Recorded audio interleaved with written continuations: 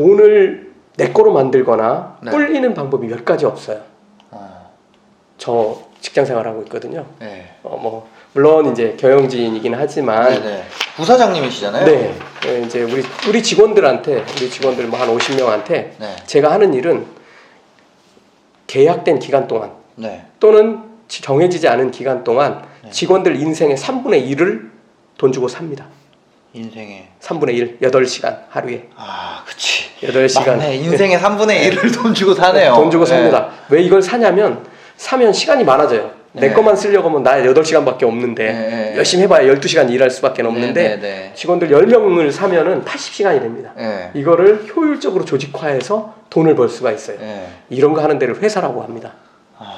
회사도 있고 뭐 공무원들도 있고 뭐 그런데 어쨌든 이렇게 하면은 좀 효율적으로 돈을 벌 수 있어요. 그래서 개인보다 회사가 돈을 더 잘 법니다. 그리고 이제 뭐 성공하게 되면 이제 더 빨리 성장하게 되죠. 개인을 놓고 한번 볼게요. 내가 어느 회사에 취직했다는 말은 내 인생의 3분의 1을 저 회사에 팔고 내가 월급이라는 형태 또는 연봉, 시급 뭐 이런 형태로 내가 그 시간에 대한 대가를 받는 거예요. 내 시간을 팔고 시간을 받는 거죠. 시간에 대한 대가를 돈으로 받죠. 돈으로 받는데 사람들이 꼭 해야 되는 걸 안 해요. 뭐냐면 이게 계속 이렇게 막 시간이 흐를수록 더 많은 돈을 받으면 좋은데 그렇지 못해요. 내가 직장 생활할 때 사원일 때보다 대리 때 더 많이 받고 과장일 때 더 많이 받고 차장일 때 더 많이 받고 부장일 때 더 많이 받는데 그 인구가 그대로 유지되는 게 아니고 자꾸 줄어요. 부장보다 과장이 많고 과장보다 대리가 많고 사원이 많죠. 자꾸 위로 올라가면서 너 집에 가. 너는 여기까지. 이제부터 너는 빵원. 그러면 어떻게 해요? 똑똑한 애들은 조금 더 주는 데로 가거나 아니면 그게 안 되면 집에 가야 돼요. 아니면 내 시간의 가치를 조금 떨어뜨리고 조금 작은 회사로 옮겨가거나 하는 이런 일들을 해야 됩니다. 근데 결국은 어떻게 되냐면 내 시간에 대한 가치를 아무도 안 쳐줍니다. 나중에 되면? 아무도 안 쳐줍니다. 최근 상황을 보면 40대 후반이 넘어가면 시간의 가치가 거의 회사에서 0으로 쳐버리는, 그러니까 40대 후반이 되면 회사에서 쫓겨나는 일들이 거의 대부분 비일비재하죠. 그래서 한번 전체를 놓고 한번 보는 거예요. 100살도 살 텐데 거의 25년은 부모님한테 의지해서 살았고 제가 50인데 나머지 25년 겨우 이제 결혼하고 독립해서 산답시고 이제 살고 있고 애들 키우고 있는데 인생의 절반밖에 안 사는 거예요. 그렇죠. 아직 반밖에 안 온 거죠. 여기서 딱 끝나면 나머지 50년은 비참해질 수밖에 없어요. 제가 오늘 하고 싶은 얘기가 여기에 있습니다. 제가 제 책에서는 미래사회에 관해서 열심히 써놨고 중간중간에 그러려면 어떻게 돈을 벌어야 되는지를 중요한 키포인트들을 넣었어요. 돈을 불리는 방법을 빨리 알아야 돼요. 돈을 불리는 방법? 근데 젊었을 때는 돈을 좀 덜 벌기도 하고 소비하는데 이제 너무 치중을 해요. 예를 들어서 내가 월급을 받으면 나는 우리 고용한 우리 경영진한테 제가 내 시간에 대한 대가를 월급을 받잖아요. 이걸 쓰면 어떻게 되죠? 내가 옷을 샀어. 그러면 옷을 만든 사람, 옷을 판 사람들한테 내가 월급을 준 게 돼요. 그렇죠? 그래서 내가 이 쓰는 거를 조금 유보하거나 덜 쓰거나 하는 작업들을 빨리 치밀하게 해서 이 종잣돈을 키워야 돼요. 어떻게 하면 망하지 않고 어떻게 하면 망하고 안 망하고의 문제가 아니라 거의 손실이 없는 데다가 투자를 하고 최대 수익을 낼 수 있는 곳을 찾아야 돼요. 당연하죠. 손실이 없고 최대 수익을 낼 수 있으면 그게 베스트 아니에요? 베스트죠. 그거 알려드리려고요. 뭐예요? 그런 게 있어요? 그런 게 있습니다. 과거에는 없었어요. 과거에는 없었어요. 이게 아니 이분 지금 나오신 분이 그런 건 아니에요. 뭐 이런 거 하시는 분은 아니고 아니, 거의 이제 그런 거라 그러면 거의 그쪽으로 흘러가거든요. 독자가 60만 명 다 되시잖아요. 저 내일 모레 또 강의도 해야 되고 오프라인에 가면 아니 지금 뭐지? 현대경제연구원에서 20년 동안 연구하시다가 지금 그 파이낸셜 뉴스 그룹 거기에서 부사장을 하고 계신 조병학 부대표님이시고요. 둘이 하기에는 이거 좀 이상한 겁니다. 그래서 혼자 해야 됩니다. 일단 제일 중요한 건 그거예요. 망하지 않는 걸 찾아야 되잖아요. 과거에는 없었는데 미국이나 이런 데는 금융공학이 잘 발달을 해서 우리나라도 많이 있어요. 우리나라도 그런 그 종류의 우리가 이제 우리가 보통 보면은 주식 투자한다고 하면은 야 이거 한 달에 더블 나는 거야 뭐 이런 거 하잖아요. 예, 한 500만 원 넘으면 따블 나요. 그러면 이제 그 다음에 한번 맛을 보면 어떻게 되냐면 네. 담보대출 다 뺍니다. 그죠. 싹 빼가지고 올인하면 어떻게 되죠? 20%만 빠져도 거의 거덜나는 수준에 옵니다. 네. 그러다가 결국은 다 깡통만 남고 네. 인생이 불쌍해지는데 제가 말씀드리지만 앞으로 좋은 세상 많이 와요. 근데 한 가지가 딱 있어야 돼요. 돈. 근데 제가 시중에 있는 격언 하나 거꾸로 말씀드릴게요. 네. 돈 있는 사람들 투자할 때 투자 명언 중에 하나라고 하는 게 뭐가 있냐면 네. 계란을 한 바구니에 담지 마라.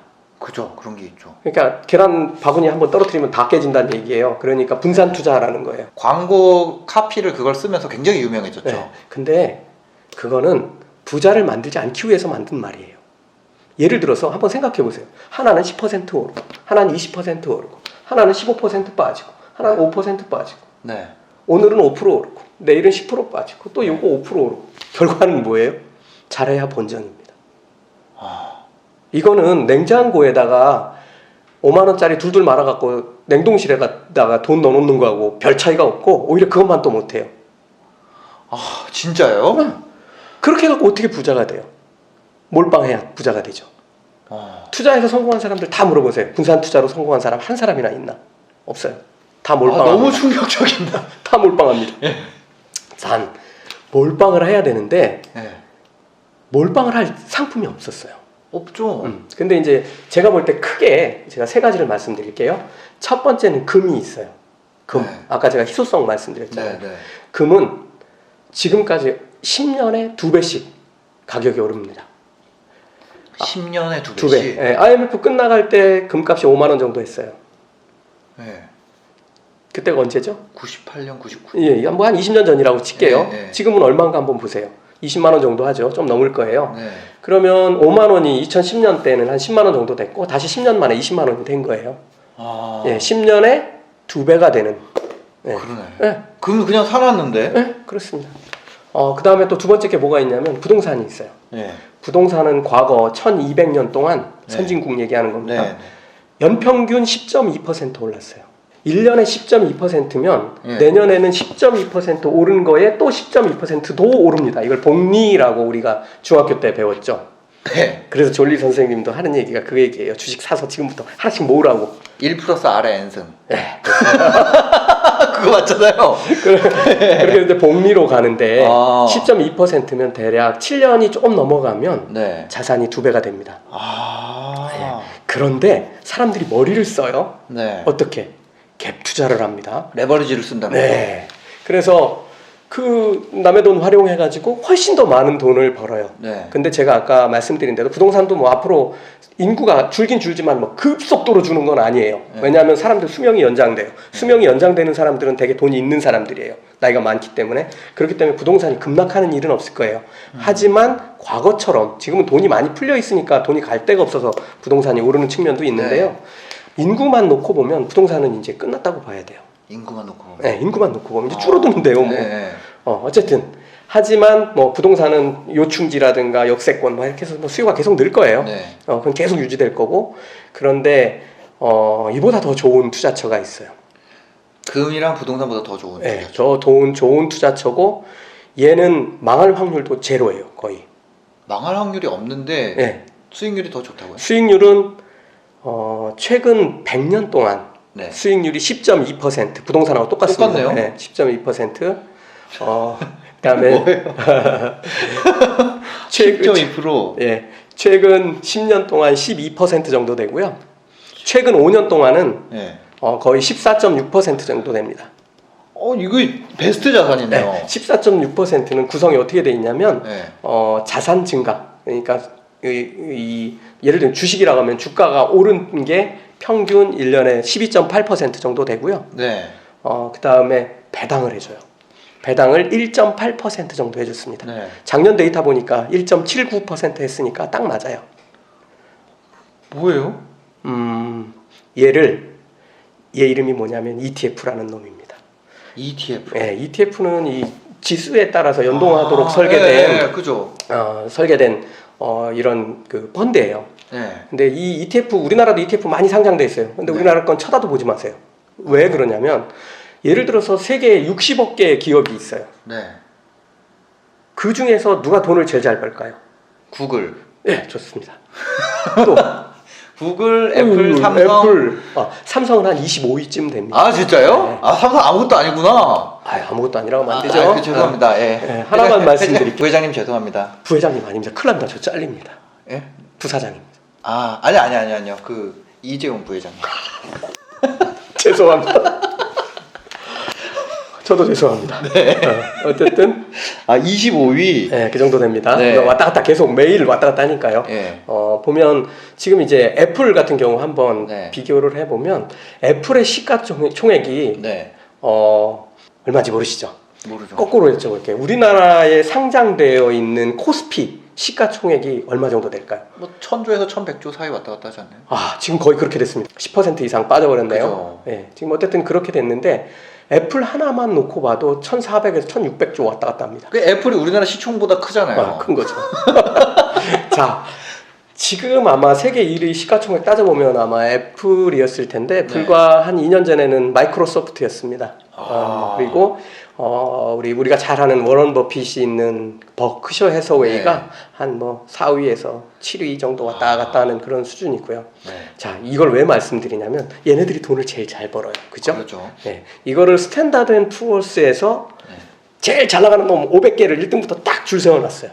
얘를 S&P 500이라고 부릅니다. 네. 그래서 이제 아침에 뉴스 보시면 S&P 500이 올랐고 내렸고 뭐 뉴욕 증시 할 때 이제 이렇게 얘기를 하죠. 다우존스 얘기하고 여기는 엄청나게 많은 종목들이 있고 그 중에 이제 제일 똑똑한 애들 나스닥에 있는 애들 뭐 합쳐가지고 S&P 500 종목을 선정해놨는데 이 500개를 쫙 전부를 다 편입한 ETF도 있고 이 500개 중에서 뭐 인공지능 잘하는 애들 뭐 100개만 뽑아갖고 뭐 한 이런 ETF도 있고 뭐 클라우드 하는 애들 뽑아놓은 데도 있고 아까 제가 뭐 인공신체 만드는 수준이 되면 바이오 기술 가진 애들 바이오 기술 작년에 수익률이 제일 좋았어요. 뭐 보면 한 28% 정도 수익을 냈는데 어쨌든 우리나라 기업들 보지 마시고 미국에 있는 세계 최고의 기업 500개 또는 뭐 1000개여도 되고 그 중에서 테마를 딱딱 골라서 만들어져 있는 ETF들을 한번 비교해 보시고 투자하시면 됩니다.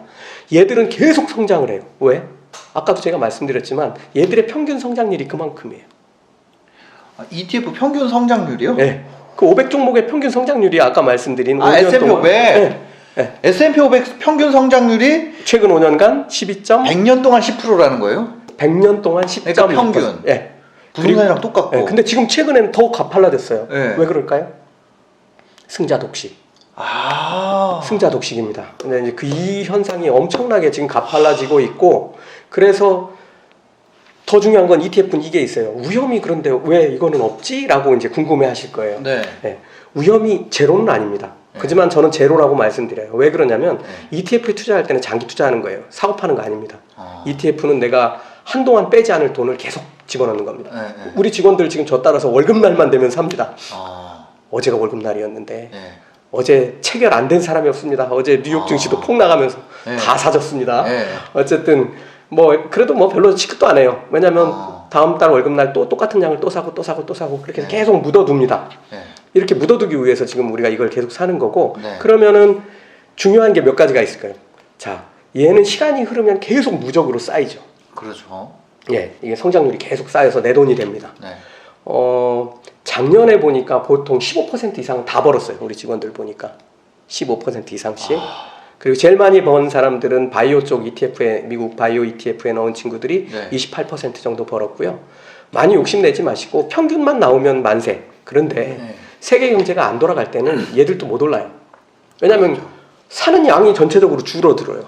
쓰는 양이. 그러니까 이제 성장을 못하고 정체하기도 하는데 최소한 3년에서 5년 이상 장기 투자하면 다 나옵니다. 싹 나옵니다. 보통 최근에는 불경기, 그러니까 불황이 왔다고 생각해도 아무리 센 불황도 거의 2년 안에 다 복구됩니다. 그러니까 3년 이상 투자를 하면 원금은 절대로 까먹지 않을 뿐만 아니라 그 불황에서 다시 탈출할 때는 V자로 확 올라갑니다. 작년에 왜 많이 올랐을까요? 작년에요? 미국하고 중국하고 무역전쟁 했잖아요. 거의 이제 서명하고 그러면서 순식간에 다 올라버렸습니다. 이렇게 됩니다. 그러니까 뭐 그거 급작스럽게 오르는 거 좋아할 일도 아니고 지금 좀 빠진다고 슬퍼할 일도 아니고 월봉 그래프로 한 10년치 보시면 보통 보면 얼마큼 올랐는지가 다 나와요. 보통 뭐 3배, 4배씩 다 올랐어요. 10년에. 근데 그렇게 투자하시라는 거고요. 아. 그렇게 되면 제가 볼 때는 최근 추세로만 가면 5년에 2배가 됩니다. 자산이 복리로 올라서. 5년간 2배. 네, 5년에 2배. 제가 우리 직원들한테 그럽니다. 지금 막 입사한 직원들한테 1억을 빨리 만들어라. 네. 내 연봉이 2,500이든 3,500이든 쓰는 양을 줄여서 쓰면 아까 제가 뭐라고 말씀드렸죠? 쓰면 다른 사람한테 월급 주는 거. 주는 거다. 내가 죽도록 일해서 내 인생 팔아서 번 돈으로 다른 사람 월급 줍니다. 네. 그거 하지 말고 좀 줄여서 이거를 네. 은행에다 넣어놓으면 은행원 월급 주는 겁니다. 네. 이자 1% 받고 그런 짓 하지 마시고 네. ETF에 딱 투자를 해놓으세요. 미국 ETF. 좋은 거 많습니다. 한 일주일만 공부하시면 네. 놀라운 그래프들 다 보게 될 겁니다. 여러분들 다 찾아보시고 S&P 500 기본으로 제일 많은 돈이 들어가 있고 수수료도 제일 싼 게 SPY라는 종목이 있어요. 네. SPY가 500 종목을 다 가지고 있는데 네. 얘는 어떻게 가지고 있느냐면 다른 ETF도 마찬가지예요. 네. 1등인 회사가 예를 들어서 시가총액 점유율이 500 종목 중에 3.58%다. 그러면은 전체 투자액 중에 3.58%가 거기에 투자됩니다. 다시 한번 얘기해 줄 수 있어요? 자, 1등인 종목이 3.58. 비중이? 네, 비중이. 그럼 3.58%가 1등으로 가고, 네. 2등인 종목이 뭐 3.2, 그럼 3.2%. 네. 마지막 500등은 뭐 0.08, 그럼 0.08%만 네. 투자됩니다. 그러니까 완전히 역삼각형으로 싹 그 시가총액 비중대로 투자가 되죠. 그대로 카피해서 딱 이렇게 투자가 된다는 거죠? 그렇게 만들어 놓은 모형이에요. 네. 얘가 ETF예요. 네. 얘가 이제 그 종목들이 이제 순서가 오르락 내리락 할 거 아닙니까? 네. 얘네들 뭐 매출도 줄고 늘고 그러겠죠. 수익도 왔다 갔다 할 그러겠죠. 때마다 인공지능이 그걸 싹 다 바꿔 놓습니다. 네. 3.58에서 3.48로 비중이 줄었어. 그러면 0.1%를 팔아치웁니다. 그러면 이 0.1% 팔아치운 거를 다른 종목이 또 그만큼 비중이 올라갔을 거 아니겠어요? 네. 딱 분산해서 다시 투자됩니다. 그래서 S&P 500 주가 지수 그래프하고 똑같이 움직입니다. 그래서 여러분들이 한번 S&P 500 주가 지수 검색해 보시고 그거를 추종하는 ETF들 많이 있습니다. 네. 그런 거 한번 또 월급날마다 투자하시고 제가 왜 1억을 만드는 게 중요하다고 말씀드리냐면 네. 우리 직원들한테 그렇게 얘기를 해요. 1억이라는 시드머니가 만들어지면 네. 월급 타서 상당 부분을 다 쓰고 살아도 된다. 왜요?